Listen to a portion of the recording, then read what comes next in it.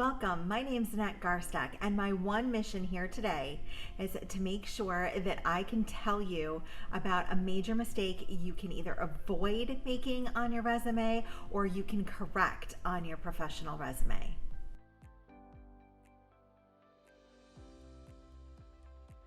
This is video number 6 in the series, and if you've missed the previous videos, don't worry. I'm going to go ahead and link them for you right in the upper right-hand corner of your screen so you can catch up. If you're new here, I'm so happy you joined me. My name, again, is Annette Garsteck, and my passion is helping ambitious women land their dream job to advance their career in corporate America. Let's get started. In the last video, I discussed why adding a photo in your resume is not such a good idea. If you want to catch that video, I'll go ahead and link to it right in the upper right-hand corner of your screen. You have worked so darn hard on your resume, and you're getting ready to send them out to the top 10 firms that have open positions that you're really interested in. Wait, you've missed a major step. And did you know that missing this step can cause 54% of recruiters that are surveyed to knock your resume out of the running? So what is this terrible thing you could be doing?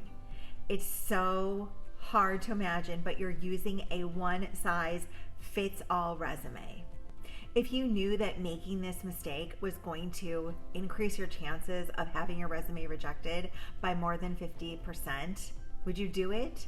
Don't submit a generic resume and have your chances of being rejected increase by more than half. I have talked with you about applicant tracking systems before. These are the software solutions that companies use to post open positions and then collect applications for the job.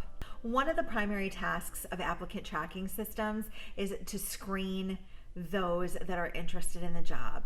And how does it do that? Well, it scans the documents for keywords. You may be asking yourself, what keywords is it scanning for? I like to talk about the 4 keywords that the applicant tracking system is looking for on your application. Those key areas are qualifications, skills, experience, and education. Let's go ahead and dive into these a little bit deeper. How do you go about customizing your resume and looking for these 4 key areas? Let me tell you, it is so simple.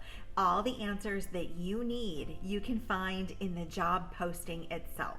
So pull up that job description, grab a highlighter, and let's get looking for those 4 key items.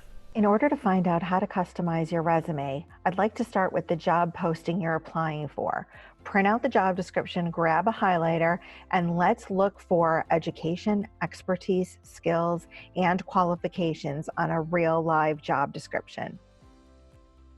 If you don't have a job vacancy that you're currently interested in, I found this job vacancy on LinkedIn. It's for a company located in my area, Northeast Ohio. This firm is looking for a senior customer service manager. I've included a link to download this job posting so you can follow along and get practice identifying important keywords. Go to bit.ly/Annette Garsteck keywords. That's bit.ly Annette Garsteck keywords to download it now. I really love how this job vacancy is written. It's very thorough and includes very specific information for the potential candidates. I went ahead and blocked out the company name since I didn't ask permission to share this job description, but I thought that it was good and was a great place for us to start and learning how to identify keywords. Let's start with the education requirements for the senior customer service manager. I like to scan the job and look for where it's listed. It normally is very specifically spelled out, especially for a leadership position. And here it is, the second bullet point under the qualifications heading. They're looking for someone with an associate's degree at least, Bachelor of Arts or Bachelor of Science preferred, but they will consider those presently enrolled and attending a degree program. I love that this company is flexible and interested in candidates who are currently pursuing their education. If you're interested in this position, be sure to have your highest level of education listed on your resume. If you're pursuing your degree, I'd recommend you list your degree program by name and your planned or projected date of graduation. Next, let's focus on the experience requirements for this role. As I said before, this is a well-written job posting. The hiring team is looking for a very specific set of experiences in the candidate they want to hire. I recommend that you look for bullet points where you are being asked to prove time in a role or a specific level of achievements. The first thing I'm looking for is listed right here under qualifications. It says 7+ years of customer service experience, call center environment in a product-based B2B, business to business environment with people management and development experience preferred. I would also recommend that you highlight this third bullet point under qualifications, proven experience in managing remote and distributed teams. And if I can scan back here to the top part of the posting under major responsibilities, I really like how they get very specific here with the KPIs or key performance indicators measured and what that is that they're looking for. So they want somebody in this role that knows not only what these things are, but has managed to them before. And then last but not least, I highlighted this paragraph or this bullet point in the last major portion of the job description because they are looking for someone with annual performance review, career development, and coaching experience. And these are things that you could easily prove on your resume.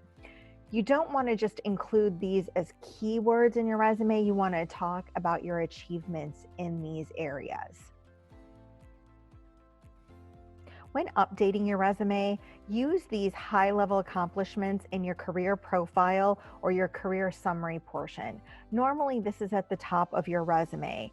This example that I have to show you here is something I created just to talk about this specific job vacancy that we're discussing today. A hands-on contact center senior leader with over 10 years of experience directing activities that result in successfully achieving multiple key performance indicators, accomplished at leading the day-to-day operations of multiple teams across different time zones while exceeding service level and average speed of answer metrics, delivering best-in-class service through the development of supervisors, team leads, and customer service specialists using career ladder progressions, succession planning, and cross-training.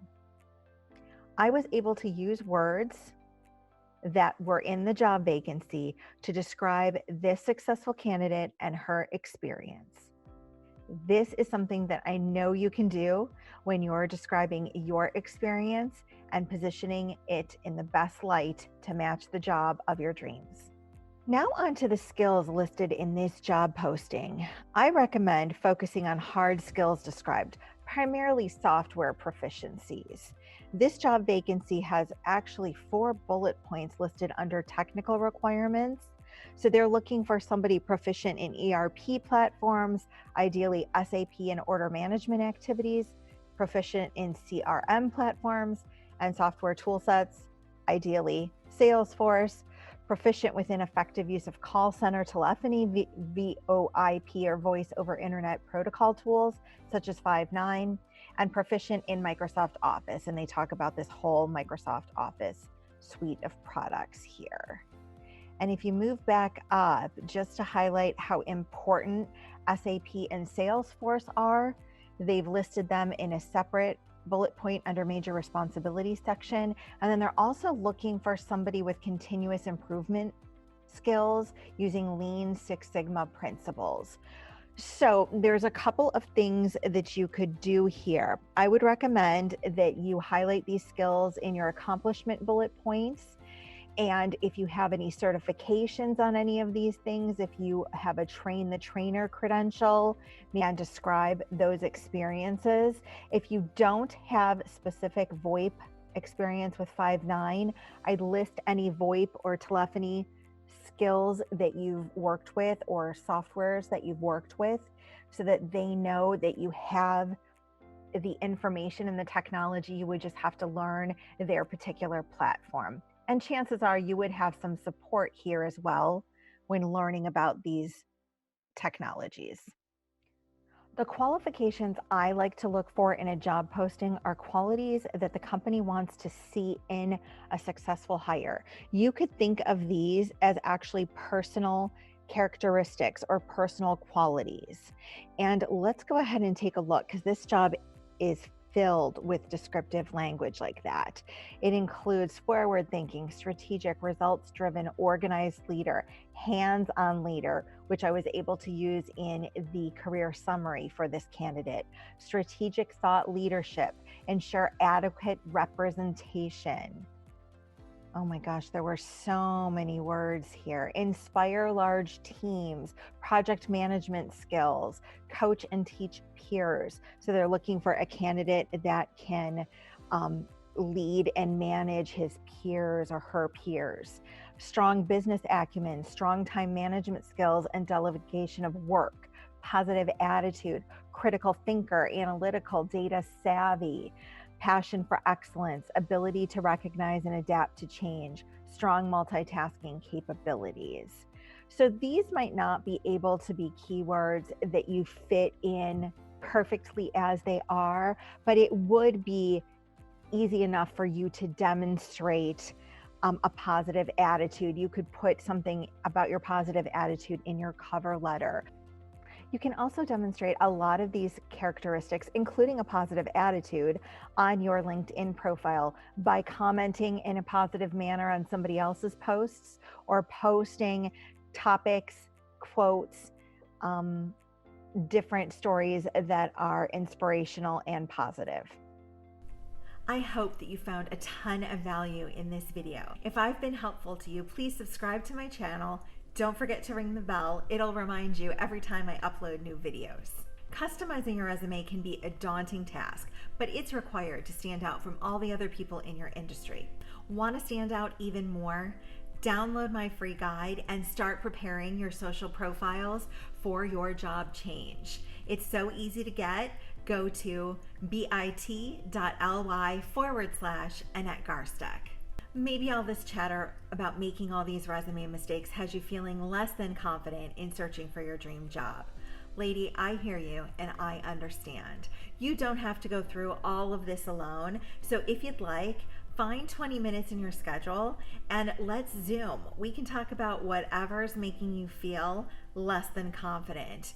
Go to my website at bit.ly/Annette